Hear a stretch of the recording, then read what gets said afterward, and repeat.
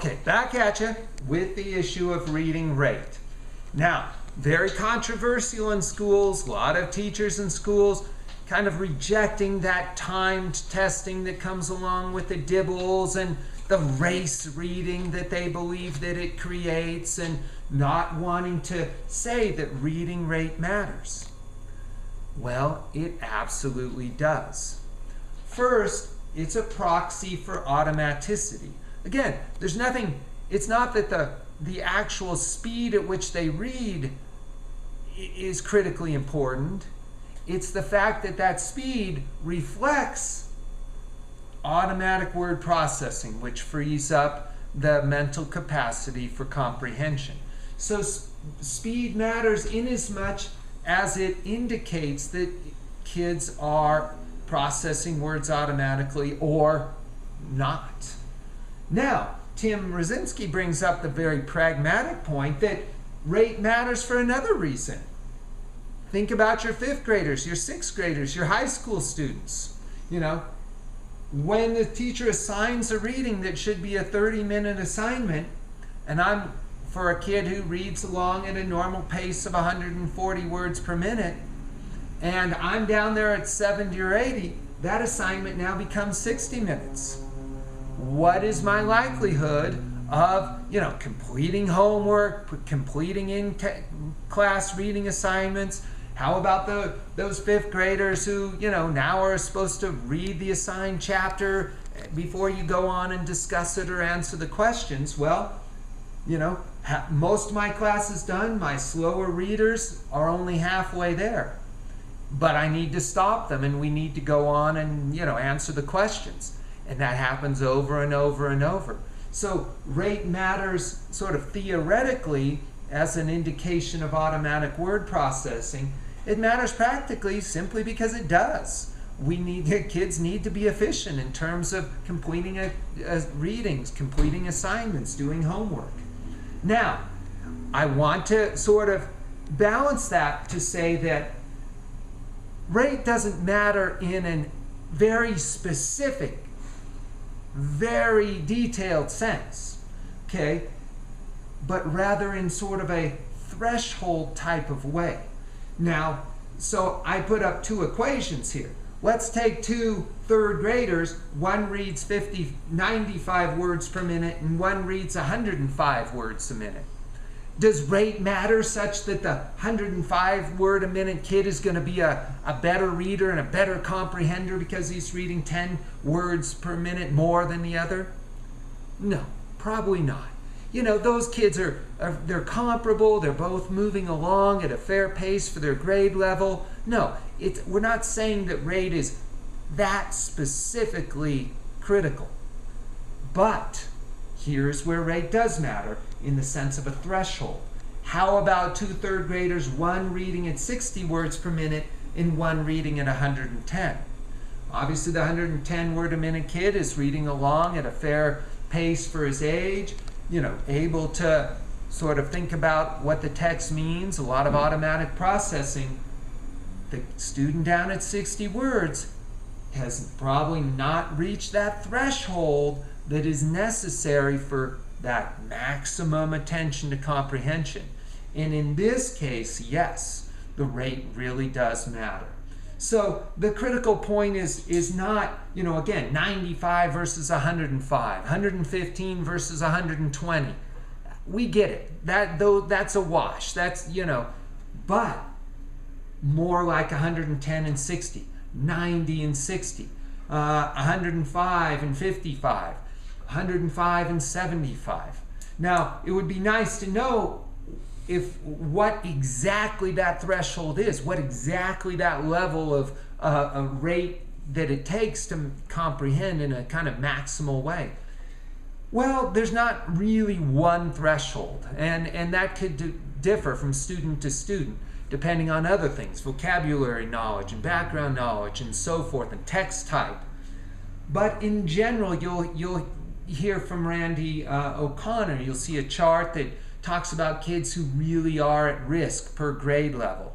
And overall, it seems like, as we approach, mature adult reading, that we need to get upwards of 120, 140 words a minute to really have that threshold of fluency to be able to comprehend well.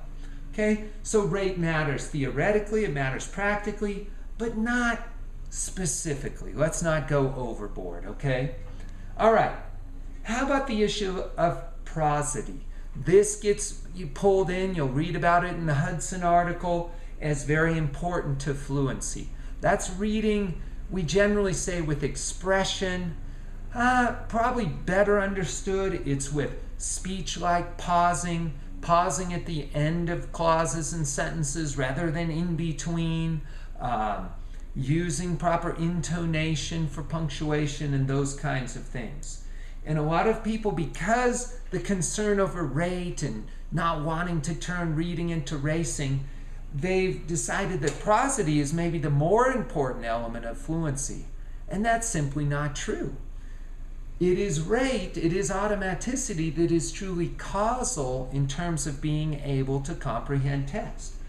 Prosody does not play that role. In fact, as you might just think about it commonsensually, automaticity is really a prerequisite for reading with prosody. Show me a really struggling, disfluent reader who has to stop and carefully and laboriously decode words. They're not going to show very much prosodic reading, right? How can they? They're not going to be necessarily stopping at the end of sentences if they're stuck on a word in the middle of a sentence. That becomes a lengthy pause. It becomes less speech-like. And so it doesn't make a whole lot of sense to think about, developing prosody until first we have fairly automatic readers. Okay, the other thing is we see that prosody is less of a cause of comprehension and more of a consequence. It is kids who are comprehending what they're reading who start to develop very nice expression and pausing and so forth around that reading. Okay? It is kids who can monitor their comprehension and realize that, this is getting tough, who slow down and take those nice pauses and so forth, versus the kid who can't, who just sort of keeps on reading in a non-prosodic way. Okay, so, we tend to approach prosody in things like reader's theater, which my class has seen in the past and so forth, and nice expressive reading. All good, nothing wrong with that, but it can never take the place of automatic text processing. All right, now our last point, and this gets into the instructional side of things, and I'm going to leave that largely to the readings. We're going to get some good recommendations, some good suggestions there in great detail from our two authors. But I like to think of fluency as really equaling effective reading practice. That is the bottom line. Fluency is a practice effect, but it has to be effective practice. If I take my really halting, struggling, hesitating reader and just set him in the corner with a book for 30 minutes to call it practice and think I'm developing fluency, well, I'm really wrong, right? Because not much reading is going to get done. So we have to think in terms of how do we make it effective practice. So a few points along those lines. First, of course, kids need to have that decoding ability. What we looked at this last week, it is that the basis for developing fluency. So we might continue along with providing effective practice. We may need to continue to develop the word recognition skills. Then, for practice to be effective, we need also some error correction. A kid sitting in the corner who's making 10 errors a page, well, they're not working towards automatizing those words if they're not even reading them correctly. So you'll see Randy O'Connor's emphasis on, if we're really in a fluency intervention, we need a sort of competent adult or peer who's helping a student by pointing out errors. Ooh, no, you said this, it should be that. Kid reads it, and then if they reread it, they're back on track. So effective practice takes some form of error correction. It takes the proper text level. You'll see this emphasis in Randy's book. We've seen that if texts are too difficult, up to, say, 2 grade levels above a student's reading level, even with one-on-one intervention, students make no gains in fluency. The text is just too difficult to support that. So it takes something right, kind of the just right, Goldilocks, not too hot, not too cold, not too difficult, not too easy, sort of right at that student's instructional level.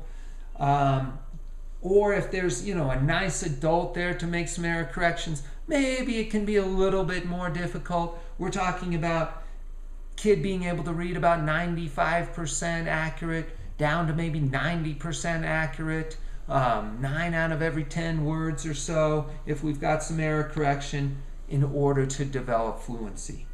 Okay, the next point for effective practice is repetition.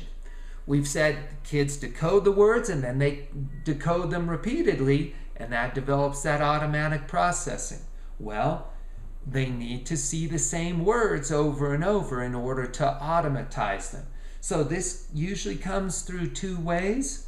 One is repeated reading, which you'll see read a lot about in the readings. So that is taking perhaps a short passage and reading it several times. That provides repetition. Hopefully if those kids are decoding those words properly and then they're seeing them several times, they're taking major steps towards automatizing them. So repeated reading is probably the single number 1 fluency intervention. Now, we also get repetition in texts that are redundant. So texts that use a lot of the same words. And fortunately, in young kids' reading materials, that tends to be the case. A perfect example of this is like the series books. Think about the Magic Tree House series. They go to different places and different times in human history, but the same author carrying through. There's a lot of redundancy from text to text in terms of the vocabulary, in terms of the words that she's using. And so those series books are excellent for kids who are just sort of breaking through in terms of fluency, because in a sense they almost do what repeated reading of the same text does, which is show the kids the same words over and over and over, and allowing them to automatize them. Okay, so we've got decoding ability, some error correction as they practice reading, reading at the right text level, an amount of repetition either from repeatedly reading the same text or reading fairly redundant texts. The last thing we'll emphasize is simply high reading volume, doing a lot of it. Fluency is a practice effect. Volume is your practice. One renowned reading researcher, Richard Allington, has suggested that kids need 2 hours of text reading a day just to stay on pace at grade level in a proficient way. 2 hours a day. If you check a lot of classrooms, kids get, perhaps less than a half an hour, 20 minutes. We saw the statistics in the fall where in a given 90-minute reading block, kids actually only had their eyes on text for 19 of those minutes. They were doing a lot of other things, and maybe some of them are valuable, but at least in those key fluency years, 2nd grade, 3rd grade, 4th grade, 19 minutes of reading per 90 minutes of reading instruction is not enough. We're talking, we want kids upwards of an hour, 2 hours. How do you get this high reading volume? That's going to be a critical task for all of you as teachers, especially in those middle grades, because there's nothing like practice when it comes to developing reading fluency. Reading is an inherently sort of practice-oriented skill. You do a lot of it, you get pretty good at it. You don't do very much, you don't get very good. And particularly as it applies to our topic, which is fluency. Okay, that's it for me. You'll see the rest in the readings, and I look forward to the discussion on the message board when it comes to reading fluency. Thanks. Have a great week.